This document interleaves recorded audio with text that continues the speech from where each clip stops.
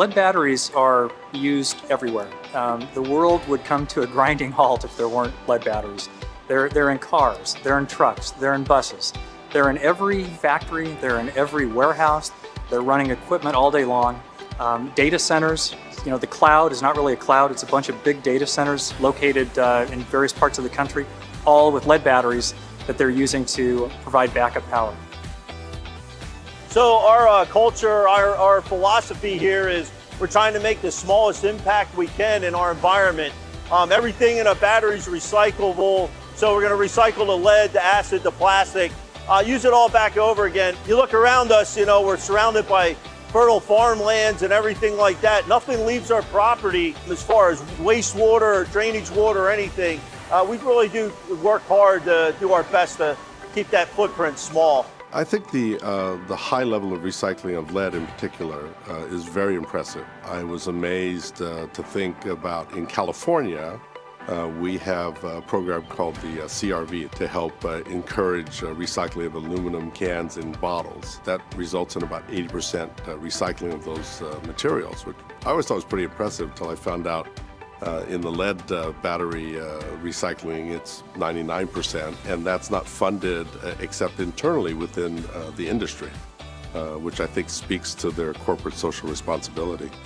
Lead batteries are being recycled at a remarkably high rate, and so I think the future is going to be strong for this industry.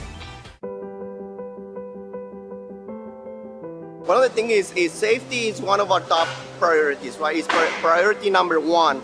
It's one of our values and it's part of our DNA. We invest money in the company to keep our employees to work safe. We also invest in our company to keep our environment safe. We go through safety training to be able to do our jobs properly. And the company has employed safety personnel that goes around and ensure those safety measures are being implemented. I walk around the plant and ensure all the employees are working safely, that they feel secure and safe in their job. I will not bring, my son to work in this place if it was not safe to work here. I have nieces and nephews that work here. I have a son-in-law who works here. I have a son who just got married to the daughter of an employee that's worked here 40 years. My father has been working for the industry for roughly over 10 years. So definitely, if he wouldn't think it was safe, he wouldn't have allowed his own daughter to be working here.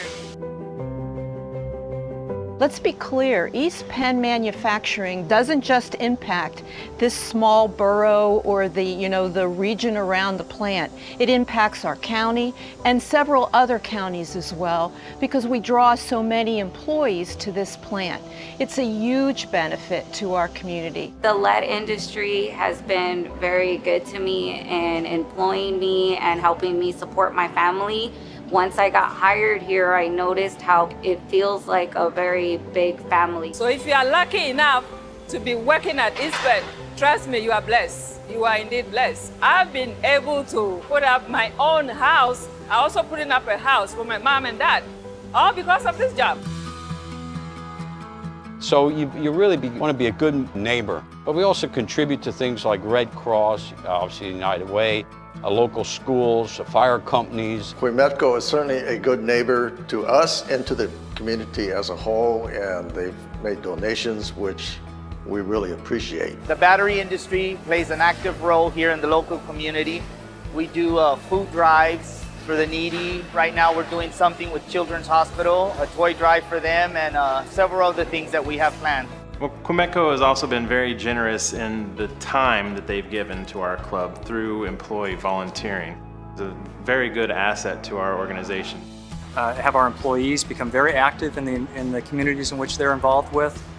We donate batteries to where there's hurricanes, where there's where there's national disasters, those kinds of things. Again, we take that very seriously. We encourage our employees to be part of every community we do business in.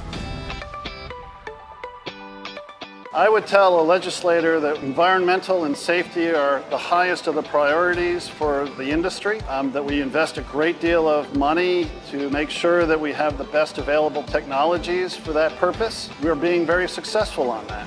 If I were to sit down with a legislator that implements environmental or safety laws, we have programs set in place that go above and beyond their current legislations now. We have targets and objectives, and we do that all to ensure the safety of our employees and the safety of the community.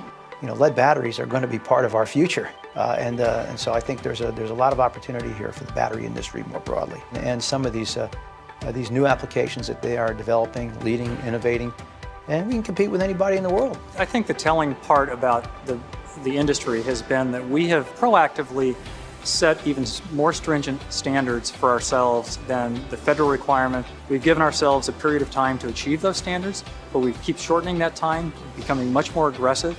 And our goal as an industry, and certainly as you know, here at Trojan, is that we never want to be in a position where the federal government is actually pushing us. We should be pushing them because we're taking that much care in what we do, and we do that across the industry, and that's why we proactively set these goals. Here in the United States, we have the most exhaustive regulatory standards of anywhere in the world. We have great businesses who do a great job operating within that environment, and we do it because it's the right thing to do for their environment, it's the right thing to do for our employees, and we want to just keep setting the standard and setting that pace.